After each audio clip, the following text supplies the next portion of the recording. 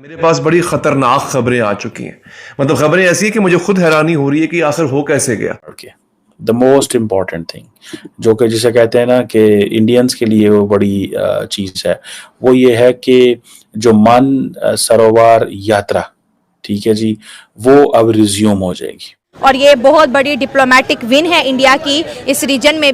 दरअसल 5 साल से बंद मानसरोवर यात्रा को फिर से शुरू करने की अब कोशिश रंग लाई है। तो चीन इस यात्रा के लिए रास्ता खोलने पर तैयार हो गया है। इस बात में कोई दो राय नहीं कि ये भारत की बड़ी कूटनीतिक जीत है, जिसका क्रेडिट भारत के जेम्स बॉन्ड कहे जाने वाले अजीत डोभाल को दिया जा रहा है। चाइना ये कह रहा है कि इंडिया के साथ हमें आगे चलना है। दोनों साइड्स जो हैं दे आर वेरी कॉन्शियस कि इस रिलेशनशिप को कायम रखना है और इस किस्म के जो मामले हैं इनको बढ़ने नहीं देना। ये सब हाथी के दांत है, मुझे जो लगता है ये सब हाथी के दांत है जो दिखाने के लिए बात की गई है, वरना मुझे कहानी कहीं और नजर आ रही है। यहाँ हम पे गोलियां चलती है तो चाइना क्यों अपना पैसा इन्वेस्ट करे इस मुल्क में? अच्छा, वो समझे, जिस मुल्क में तालीम के लिए 1 पैसा हो, हाँ, और जो बंदूक उठाने वाले हैं उसके लिए 70 पैसे हो, अच्छा, वो मुल्क तरक्की कर सकता है। Without of education you can't understand ups and down of the society. Geopolitics में कोई भी परमानेंट दुश्मन या दोस्त नहीं होता, परमानेंट इंटरेस्ट होते हैं। जो मसला 2020 में जो जिसे कहते हैं ना प्रॉब्लम बना था वेस्टर्न सेक्टर के ऊपर, इंडिया चाइना बॉर्डर के ऊपर, वो समझ लें कि उन्होंने अक्टूबर 2024 में 4-5 साल के गैप के बाद वो अपनी चीजें ठीक कर ली। और दोनों जो स्पेशल रिप्रेजेंटेटिव हैं वो कह रहे हैं कि जी पीस एंड ट्रैंक्विलिटी, दोनों इसी की बात कर रहे हैं। चाइना जो है ना, आप कह रहे हैं कि जी वो कर रहे हैं business, business cup of T, ठीक है। अब उसको नजर आ रही है मार्केट 1.5 अरब। नमस्कार दोस्तों, अपडेट इंडिया में आपका स्वागत है। दोस्तों भारत के एनएसए अजीत डोभाल चाइना गए थे। चाइना में उनका भव्य स्वागत किया गया। भारत के एनएसए अजीत डोभाल और चाइना के फॉरेन मिनिस्टर के बीच मीटिंग हुआ। उस मीटिंग में काफ़ी सारे एग्रीमेंट पर साइन किया गया। जो एग्रीमेंट निकल कर आ रहे हैं उसे देख पाकिस्तानी मीडिया हैरान नजर आ रही है। भारत और चाइना दोनों देशों के बीच काफ़ी दिनों से बॉर्डर को लेकर चाइना और भारत के बीच काफ़ी दिनों से इशू। दोस्तों एक बड़ी अनप्रेसिडेंटेड सी चीज़ हो रही है जिसको कहा यह जा रहा है कि वो जिसे कहते हैं ना हार्ड अर्नड पीस, भारत और चाइना के दरमियान एक हार्ड अर्नड पीस जो है वो सामने आ रहा है। आपको पता है कि भारत के national security adviser Ajit Doval साहब जो हैं वो गए हुए थे चाइना, और वो सुनने में आया कि जो पेट्रोल एग्रीमेंट है, बॉर्डर पेट्रोल एग्रीमेंट है, उसके ऊपर भी पहुंच गए हैं।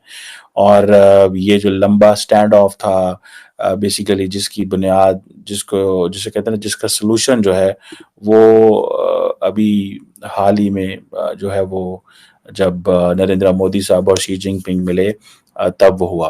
अब कहा जा रहा है कि दोनों मुल्क जो हैं वो दे आर कमिटेड कि fair, reasonable and mutually acceptable framework जो है वो सेटल किया जाएगा और हमेशा के लिए लॉन्ग स्टैंडिंग बॉर्डर डिस्प्यूट जो है इसको ख़त्म किया जाएगा।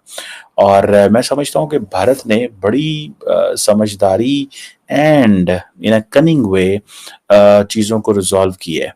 और वो किसी किस्म की वो जिसे कहते हैं ना जो जिंगोइज्म आ रही थी, एक तरफ इंडिया जो जिंगोइज्म दिखा रहा था, लेकिन on the country back channel अपने जो मुज़ाकरात है वो टेबल से नहीं उतर रहा था, टेबल से नीचे नहीं उतरा, टेबल से नीचे नहीं हटा, और उन्होंने सोचा कि मामलात को ठीक करना ही है ज़रूरी है। अभी अजीत डोभाल साहब और चाइनीज़ फॉरेन मिनिस्टर वांग जी जो है उन्होंने ये जो एग्रीमेंट किया है ख़ास तौर पे पेट्रोलिंग अरेंजमेंट्स के हवाले से, एंड सबसे बढ़ के द मोस्ट इम्पॉर्टेंट थिंग जो कि जिसे कहते हैं ना कि इंडियंस के लिए वो बड़ी चीज़ है, वो ये है कि जो मान सरोवर यात्रा, ठीक है जी, वो अब रिज्यूम हो जाएगी। और ये जो बेसिकली जो मान सरोवर यात्रा जो है ये एक ट्रांस बॉर्डर ज़ाहिर बात है along with the trans border river cooperation, ये एक वो जो 6 कंसेंसस एरियाज हैं उनमें से एक है। सो इसी तरह जो एक नथुला बॉर्डर ट्रेड है वो भी अब शुरू होगी। सो ये आप समझ लें कि दोनों मुल्क जो हैं वो ये कह रहे हैं कि हमें इन मामलात को इमीडिएटली सॉल्व करना है। और इसके ऊपर बढ़ के अगर देखा जाए तो इंडिया जो है उसको एक एडवांटेज ये भी मिला है कि चाइनीज़ की जो गुडविल है वो सामने नज़र आ रही है। उसकी वजह यह है कि इंडियन जो नेशनल सिक्योरिटी एडवाइज़र थे अजीत डोभाल साहब, जब वो चाइना गए तो उनको चाइना के जो वाइस प्रेसिडेंट हैं हान जैंग, उन्होंने भी मुलाकात की। ये भी बहुत सारे लोगों का कहना यह है कि ये एक इम्पॉर्टेंट चीज़ है। और ये आप समझ लें कि जो स्पेशल रिप्रेजेंटेटिव हैं, इनकी मीटिंग, फैसले लेना और प्राइम मिनिस्टर्स की पीछे से सपोर्ट मौजूद होना और इस चीज़ को फाइनल करना कि जी fair, reasonable, mutually acceptable solution जो है वो दोनों मुल्कों को मिलेगा। ये एक जिसे कहेंगे ना, इसको तमाम दुनिया बड़ी हैरानगी से देख रही है। 5 नवंबर को जो ट्रंप जीत के आया है और जो डीप स्टेट ने जिस तरीके से अपना जिसे कहते हैं कि खेल दिखाया है, और वो डीप स्टेट पूरी ताकत के साथ, जिसे कहते हैं लिटरली पूरी ताकत के साथ डीप स्टेट जो है वो एक ऐसे दुनिया बना के जाना चाहता है ताकि अगले 4 साल तक वो लड़ाइयां चलती रहे। और जब वो इस अपनी सरकार में वापस आए, ओबामा यानी डेमोक्रेट्स वापस आए, तो वो उन सुलगते हुए अंगारों को आग में कन्वर्ट कर दे, जंग में कन्वर्ट कर दे, मुझे ऐसा लगता है।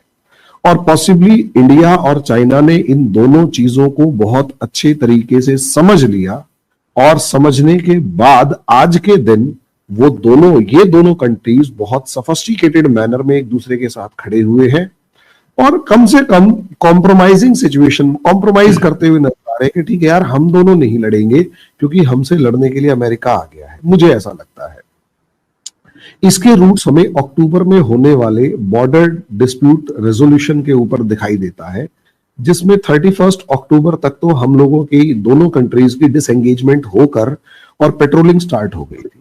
अब आप अंदाजा लगाइए, वो इसलिए क्योंकि मुझे ऐसा लगता है 15-16 अक्टूबर के आसपास, या यूं कहें अक्टूबर फर्स्ट वीक में, दुनिया को समझ में आने लग गया था, जो भी इंटेलिजेंस अमेरिका में रखे हुए था उन सबको समझ में आने लग गया था कि कमला हैरिस डूब चुकी है, डेमोक्रेट्स डूब चुके हैं, ट्रंप आने वाला है। चल रहा था।